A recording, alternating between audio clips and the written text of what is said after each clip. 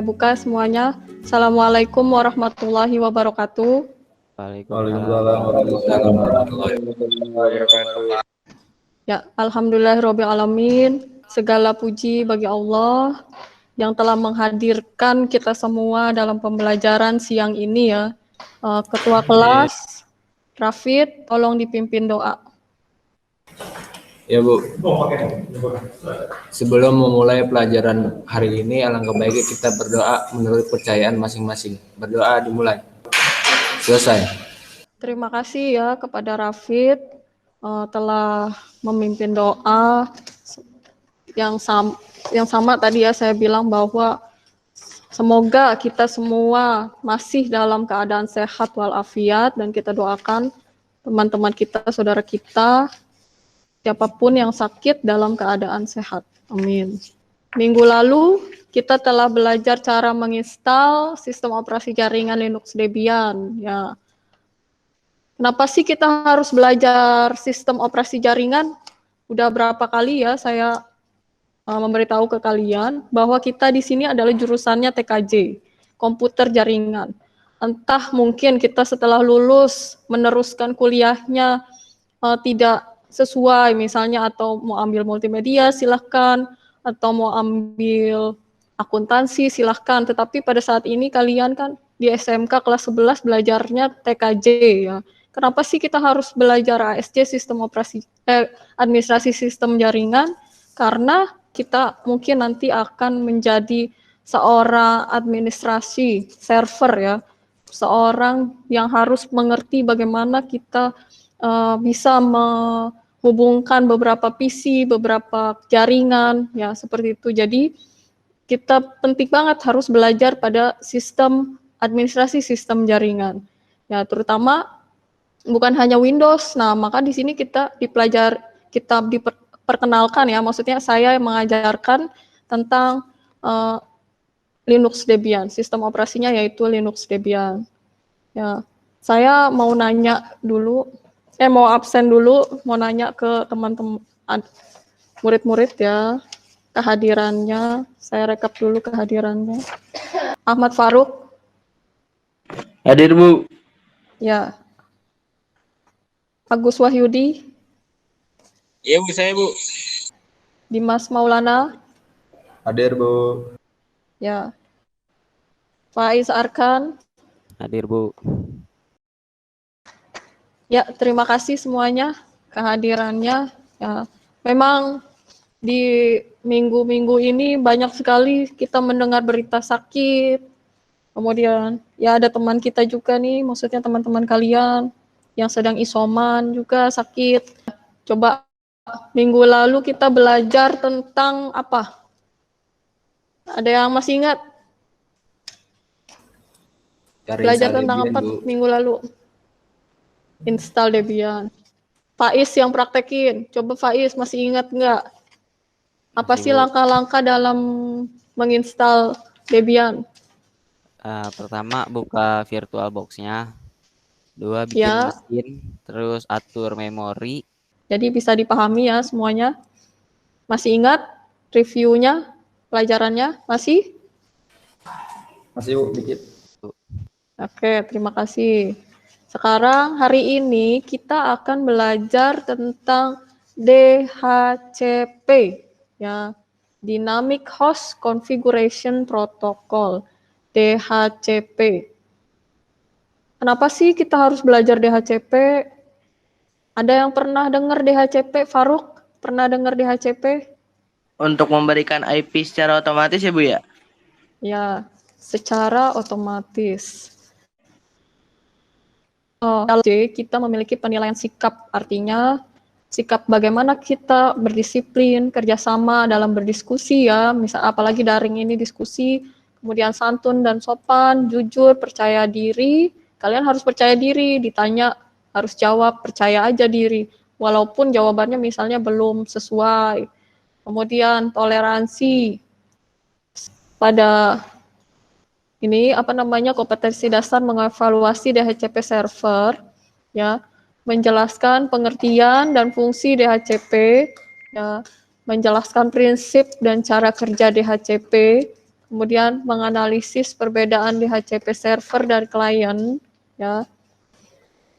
Belajar pengertian DHCP, fungsi DHCP, prinsip dan cara kerja DHCP. Ini aja dulu yang dipelajari di hari ini. Lanjut ya. Pengertian DHCP. Yang tadi udah saya tanya sedikit ya. Ada yang pernah dengar DHCP? Ternyata udah pernah dengar ya. Jadi DHCP itu merupakan kepanjangan dari Dynamic Host Configuration Protocol, yang adalah salah satu protokol pada jaringan komputer yang dapat memberikan atau meminjamkan IP address terhadap host yang berada dalam satu jaringan secara otomatis. Ya. Fungsi DHCP yang pertama ada DHCP scope, yang kedua adalah DHCP list, yang ketiga adalah DHCP option. Nah, cara kerja DHCP ya, bisa dilihat ya, ada 4 cara kerjanya. Kalau kalian sudah baca di bahan ajar juga sudah saya tulis, diketik IP list request, IP list offer, kemudian IP list selection, dan terakhir IP list acknowledge ya. Yang pertama, IP list request. Sampai sini ada yang mau ditanyain? Udah paham belum? Kira-kira bisa nggak masuk nggak di gambaran kalian cara kerja DHCP server? Ya. Bagaimana? Paham ya? Paham, cuma Ya. butuh waktu Jadi, buat proses. ya, butuh waktu ya. Semua juga butuh waktu ya. Karena memang hidup itu adalah pilihan. Jadi, misal kita buat DHCP, pernah nggak iseng ngelihat IP HP kita, IP laptop kita? Nah, IP yang manapun kalau dapat internet kan IP-nya berbeda-beda. Nah, itu kan DHCP. Nah, itu nggak langsung mudah begitu aja, tapi melalui 4 proses ini cara kerjanya. Yaitu manfaat DHCP. Yang pertama, memungkinkan mengkonfigurasi secara otomatis ya. Yang tadi udah dibilang semuanya otomatis, gampang, sehingga dapat sangat menyederhanakan manajemen jaringan. Yang kedua, DHCP dapat memberikan mekanisme bagi manajemen lokal untuk mayoritas klien, TCP atau IP pada internetwork. Yang ketiga, manfaatnya apa lagi sih? Dengan DHCP, satu DHCP yang lain dapat melayani beberapa klien ya. Nah, ini contoh dalam misal nih di lab kita. Nah, ini yang tadi saya bilang, bagaimana kalau dia berbeda jaringan? Nah, kalau berbeda jaringan, kita boleh menggunakan IP relay agent ya. Nah, saya kan udah share LKPD ya di Google Classroom, kalian buka ya. Sobat saya buka dulu ya. LKPD DHCP yang bagian pertama ya. Terus diisi diskusi per kelompok. Saya bacain lagi kelompoknya ya. Masih sama, nggak berubah. Nggak usah berubah-berubah biar kalian hafal. Kelompok 1, Dimas Maulana. Kelompok 5, Bima Dwi, Agus Wahyudi, Rafli Arifin. Nanti diskusi per kelompok, boleh lewat WA-an, boleh juga kalian video call kalau yang pakai laptop ya ininya. Di-download dulu, nanti saya minta presentasi 2 kelompok ya. Boleh sambil diskusi. Saya sudah kali ya? Udah belum? Udah, Bu. Siapa yang bisa diskusi? Presentasi duluan, LKPD-nya. Oke, silahkan Vivi, mewakili kelompok 3 ya. Oke. Saya share screen dulu, Bu. Saya bakal presentasi pengertian dari DHCP, berserta fungsi dan cara kerjanya. DHCP itu apa sih? DHCP itu Dynamic Host Configuration Protocol atau yang sering disingkat DHCP. Dan yang terakhir mencegah terjadinya IP konflik. Jadi keuntungan DHCP benar ya tadi, memudahkan kita untuk transfer data, seorang administrator jaringan memberikan IP address secara otomatis. Ini fungsi utama yaitu mendistribusikan nomor IP address secara otomatis ya. Oke, berarti tinggal nerusin nomor 4 sama 5-nya ya, Bu? Ya, Menurut hasil diskusi kelompok kami, nomor 4, materinya jelaskan cara kerja DHCP server. Cara kerja DHCP server itu, 1, IP list request, yaitu tahap pertama ini merupakan tahap di mana klien dalam jaringan meminta IP address yang tersedia pada DHCP server. tepuk tangan untuk kalian semua ya, terutama kelompok 2 dan kelompok 3. Oke, terima kasih. Ya, Kayaknya waktu juga udah hampir habis ya ternyata. Nggak berasa, coba habis ini saya buat kuis ya, saya taruh di Google Classroom, dikerjakan kuisnya sama seperti kemarin ya. Saya sebenarnya pengen bahas kuis yang lalu, tapi kayaknya udah waktunya nggak cukup karena kan nanti harus belajar pelajaran berikutnya. Jadi kita langsung kesimpulan ya. Jadi hari ini kesimpulannya pelajaran hari ini ya. Iya, pelajaran hari ini. Pelajaran hari ini telah belajar DHCP, apa itu DHCP server, DHCP klien, terus Singkatan dari pengertian apa DHCP? Dynamic Host Configuration Protocol, Ya, terus cara kerja DHCP.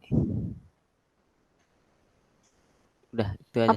bagaimana cara kerja DHCP? IP list request, IP list offer, IP list selection, IP list. Coba Dimas Maulana tambahin. Ya, IP scope itu kan kumpulan IP IP scope yang adalah dipakai oleh kumpulan klien. IP, betul. Kemudian ada Terus DHCP list. ya. Jangan lupa belajar lagi minggu depan kita akan membahas tentang IP address, bagaimana sih cara konfigurasi IP address di Linux Debian ya. Jadi kita praktek gimana sih langkah-langkahnya kalau konfigurasi IP address. Itu di pertemuan kedua. Dari KD mengevaluasi DHCP server. Ya.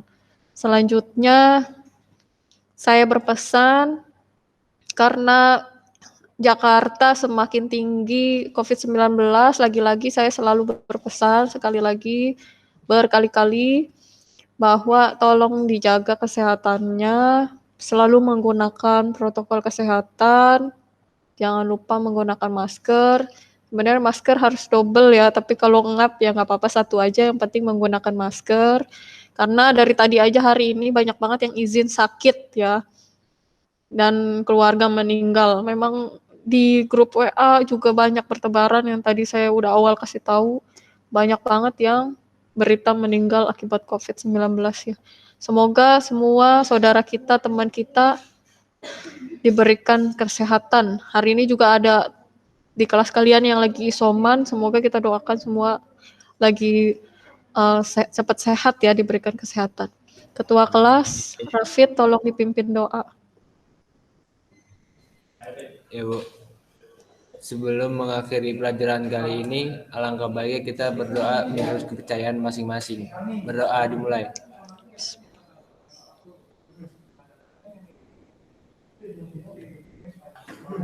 Selesai. Ya, saya tutup pembelajaran hari ini dengan bacaan hamdalah. Alhamdulillahirrabbilalamin. Dan saya tutup dengan salam. Assalamualaikum warahmatullahi wabarakatuh. Waalaikumsalam.